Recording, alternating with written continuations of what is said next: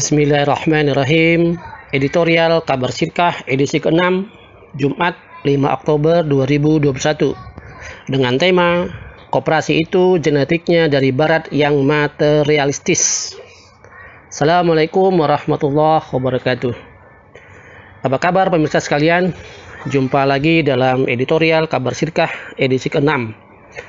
Alhamdulillah, sudah 5 edisi berlalu, beragam dinamika, respon positif dan negatif terhadap kehadiran Kabar Sirkah sebagai kanal digital berbasis ekonomi Islam memberikan warna tersendiri dalam berkiprah di dunia maya. Terima kasih untuk kita semua yang sudah memberikan responnya. Semoga kita selalu dalam lindungan Allah Subhanahu wa taala. Amin ya rabbal alamin. Pada edisi yang kelima yang lalu, kita membahas terkait dengan tema perusahaan terbatas atau PT. Bentuk perusahaan yang berasal dari konsep kapitalis untuk kalangan menengah atas. Kali ini Kabar Sirkah mengangkat tema koperasi yang identik dengan ekonomi kerakyatan untuk kalangan menengah bawah. Bagaimana sebenarnya status bentuk koperasi ini dalam sistem ekonomi Islam ditinjau dari fakta dan konsep asalnya. Asal muasal koperasi. Seperti perseroan terbatas atau PT, koperasi merupakan suatu jenis bentuk usaha yang muncul dan dikembangkan dari Barat, terutama di negara-negara Eropa Barat. Kelahiran bentuk perusahaan ini tidak lepas dari praktek-praktek kapitalisme sebagai respon balik dari dominasi kalangan pemodal dalam ekonomi. Adalah Robert Owen 1771 sampai 1858 dari Skotlandia yang digelari Bapak Koperasi Dunia yang pertama kali membentuk koperasi di benua Eropa. Kata koperasi berasal dari bahasa Inggris, cooperation. Ide Robert Owen ini dikembangkan oleh Dr. William King 1778-1865 dengan menerbitkan majalah bulanan The Cooperator. Ide ini terus meluas hingga ke Nusantara. Koperasi di Indonesia didirikan pada masa penjajahan kolonial Belanda. Jadi jelas sekali kemunculan koperasi bukan berasal dari budaya Nusantara, apalagi dari Islam. Karena muncul di kalangan kelas menengah bawah sehingga respon rakyat meluas.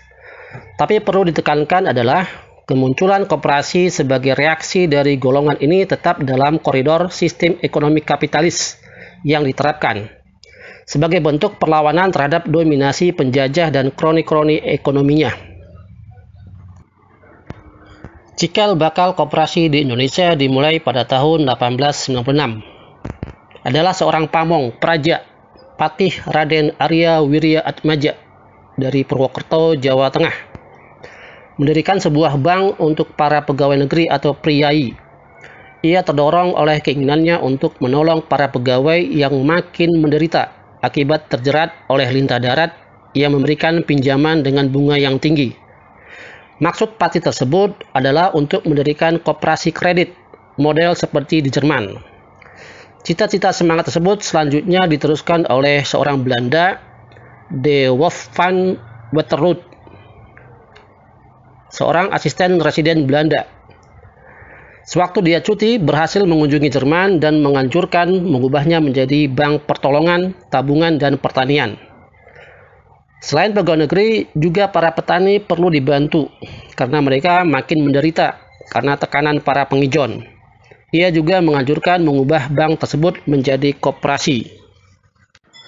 Di samping itu, ia pun mendirikan lumbung-lumbung desa yang menganjurkan para petani menyimpan pada musim panen dan memberikan pertolongan pinjaman pada musim paceklik. Ia pun berusaha menjadikan lumbung-lumbung itu menjadi koperasi kredit padi. Tetapi pemerintah Belanda pada waktu itu berpendirian lain. Bank pertolongan, tabungan dan pertanian, dan lumbung desa tidak dijadikan koperasi, tetapi oleh pemerintah Belanda membentuk lumbung-lumbung desa baru, bank-bank desa, rumah gadai, dan sentral kas, yang kemudian menjadi cikal bakal berdirinya Bank Rakyat Indonesia atau BRI. Semua itu adalah badan usaha pemerintah dan dipimpin oleh orang-orang pemerintah kolonial Belanda. Meskipun pada abad ke-20 negeri-negeri jajahan sudah merdeka, namun sistem perundang-undangan, sistem politik atau ketatanegaraan, dan sistem ekonominya masih tetap menggunakan warisan sistem yang telah diterapkan oleh negara-negara penjajah sampai sekarang, termasuklah Indonesia. Definisi koperasi. Berdasarkan Undang-Undang Nomor 25 Tahun 1992 tentang perkoperasian, pada pasal 1 dijelaskan bahwa koperasi adalah badan usaha yang beranggotakan orang seorang atau badan hukum koperasi dengan melandaskan kegiatannya berdasarkan prinsip koperasi, sekaligus sebagai gerakan ekonomi rakyat atas asas kekeluargaan. Sementara menurut Undang-Undang Nomor 17 Tahun 2012 tentang perkoperasian, koperasi yaitu badan usaha hukum yang didirikan oleh orang-orang perseorangan atau badan hukum koperasi dengan pemisahan kekayaan para anggotanya sebagai modal untuk menjalankan usaha yang memenuhi aspirasi dan kebutuhan bersama di bidang ekonomi, sosial, dan budaya sesuai dengan nilai dan prinsip koperasi. Fakta koperasi konvensional. Jika kita analisa lebih dalam, fakta koperasi konvensional minimal ada 4 fakta yang perlu diketahui, yaitu 1. Pada saat pembentukan awal yang ada adalah akad penyerahan dan pengumpulan modal sepihak dari calon pendiri atau calon anggota koperasi. 2. Di awal pembentukan belum ada pihak pengelola, sehingga akad sebagai pengelola belum ada. 3. Kesepakatan yang ada hanyalah kesepakatan untuk menyerahkan modal tertentu dengan tujuan agar mereka bisa membentuk kepengurusan koperasi yang akan membahas siapa yang akan melakukan pengelolaan usaha tersebut. 4. Pembagian laba dalam koperasi mengikuti hasil belanja atau pembelian untuk koperasi pembelian, pinjaman untuk koperasi kredit simpan pinjam, penjualan atau produksi untuk koperasi pemasaran, bukan mengikuti modal atau kerja. Status hukum koperasi menurut Islam. Berdasarkan fakta koperasi tersebut, dalam pandangan sistem ekonomi Islam, maka koperasi konvensional atau dalam bahasa Arab disebut syarikat at-ta'awuniyah statusnya tidak sah atau batil sama seperti status perseroan terbatas atau PT karena beberapa hal. 1. Tidak terpenuhinya kriteria akad, yaitu tidak adanya ijab qabul dari dua belah pihak untuk melakukan usaha. Pembentukan koperasi dilakukan oleh sekumpulan orang dengan memberikan investasi berupa modal agar bisa mendapatkan pembagian keuntungan berupa sisa hasil usaha atau SHU atau kerugian dari usaha yang dijalankannya. Hal ini bertentangan dengan syarak, karena syirkah atau persekutuan usaha dalam Islam adalah transaksi antara dua pihak yang bersepakat melakukan kerja yang bersifat finansial dengan tujuan mencari keuntungan, sehingga harus ada ijab dan qabul dari para pendiri koperasi siapa yang menjadi pemodal dan pengelolanya, karena tidak adanya kehendak bersama atau iradah mustarakah yang tercermin dalam ijab kabul. Akad menurut syariah adalah terjadinya ijab dan qabul antara dua pihak, baik dua orang ataupun lebih. Dengan kata lain, di dalam akad terjadi harus ada dua pihak. Faktanya dalam pembentukan awal koperasi belum ada pihak pengelola yang posisinya sejajar dengan pemodal koperasi.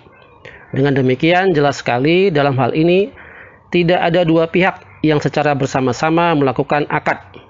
Dan di dalamnya juga tidak ada ijab dan qabul. Yang ada hanyalah satu pihak yang memenuhi syarat-syarat koperasi. Dalam perkembangan selanjutnya di kalangan umat Islam yang semangat untuk menerapkan prinsip-prinsip syariah dalam bermuamalah, muncullah koperasi-koperasi dengan jargon syariah. Karena ternyata status hukum koperasi konvensional adalah tidak sah alias batil. Harus ada penggantinya yang sesuai dengan prinsip-prinsip syariah. Maka dilakukanlah konversi koperasi konvensional ke koperasi syariah. Ternyata juga dalam perkembangannya koperasi syariah terdapat dua mazhab yang berbeda, yaitu yang membolehkan dan mengharamkan koperasi. Dari dua pendapat ini, pendapat mana yang lebih kuat atau rajih? Kabar Sirkah dalam posisi ini memberikan edukasi secara proporsional dengan mengikuti kaidah-kaidah dalam Islam. Secara garis besar ada dua pendapat, yaitu 1. Pendapat yang membolehkan koperasi. Ada beberapa pendapat yang membolehkan. Contohnya adalah pendapat Abdurrahman Isa dalam kitab Al-Mu'amalat Al-Haditsah wal Ahkamukah. Kebolehan ini didasarkan pada kaidah fikih al-aslu fi al-uqud al-ibahah, yang maknanya hukum asal akad adalah boleh. Referensinya Abdul Aziz Qayyad dalam kitab As-Sarikat fi As-Syariah Al-Islamiyah.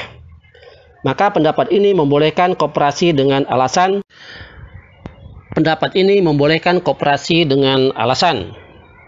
A. Selama tidak menyalahi syariah, hanya konversi kegiatan usahanya.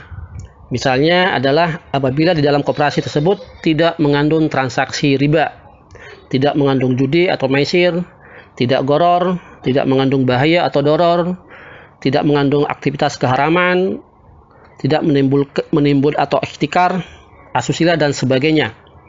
B. Tidak mempermasalahkan bentuk akad koperasi dari awal. Pendapat yang mengharamkan koperasi. Pendapat yang mengharamkan koperasi contohnya adalah pendapat Khalid Abdurrahman Ahmad dalam kitab At-Tafkir Al-Iqtisadi fil Al-Islam. Alasan beliau mengharamkan koperasi antara lain adalah A. Akad awal koperasi yang tidak sesuai dengan akad syirkah. B. Cara bagi hasil koperasi yang tidak sesuai dengan hukum syirkah. Pendapat pertama yang membolehkan koperasi, pendapat tersebut didasarkan pada kaidah fikih al-aslu fi al-uqud al-ibahah. Bagaimana kita dapat menilai penggunaan kaidah ini sesuai dengan hukum syariah atau tidak sesuai dengan faktanya? Kaidah ini tidak tepat dan tidak dapat digunakan. Mengapa demikian? Sebab munculnya kaidah ini jika ditelusuri kembali dalil-dalilnya, ternyata kaidah ini dirumuskan dari kaidah fikih yang lain, yaitu al-aslu fi al-asya al-ibahah. Hukum asal benda adalah boleh, yang hanya berlaku pada benda-benda materi seperti batu, hewan atau tumbuhan, bukan untuk muamalah perbuatan manusia. Sebagai contoh, kasus adalah ketiga sahabat bertanya kepada Rasulullah SAW tentang muamalah. Dari Hakim bin Hizam radhiyallahu anhu, dia berkata, "Aku bertanya, ya Rasulullah, sesungguhnya aku banyak melakukan jual beli. Apa yang halal bagiku dan apa yang haram bagiku?" Rasulullah SAW menjawab, "Jika kamu membeli suatu barang, jangan kamu menjualnya lagi hingga kamu menerima barang itu." Hadis riwayat Ahmad.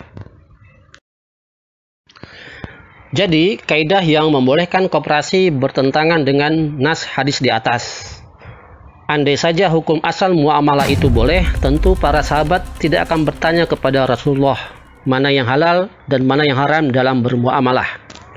Dengan demikian, pendapat yang lebih kuat atau rajih adalah pendapat yang kedua, yaitu pendapat yang mengharamkan koperasi. Untuk dapat melihat aspek keharaman koperasi ini secara lebih mendalam, marilah kita tinjau satu demi satu dalam bentuk beberapa aspek.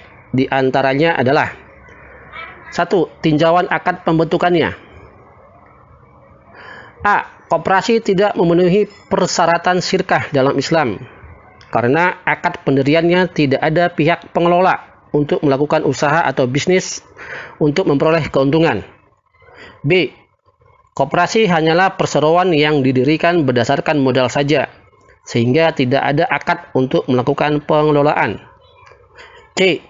Kesepakatan yang ada hanyalah kesepakatan untuk menyerahkan modal tertentu dengan tujuan agar mereka bisa membentuk kepengurusan koperasi yang akan membahas siapa yang akan melakukan pengelolaan usaha tersebut.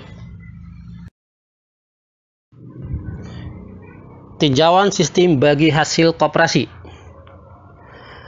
1. Pembagian laba dalam koperasi mengikuti hasil pembelian, bunga, dan biaya-biaya lain dalam pinjaman untuk usaha kredit simpan pinjam. Penjualan atau produksi bukan mengikuti modal atau kerja.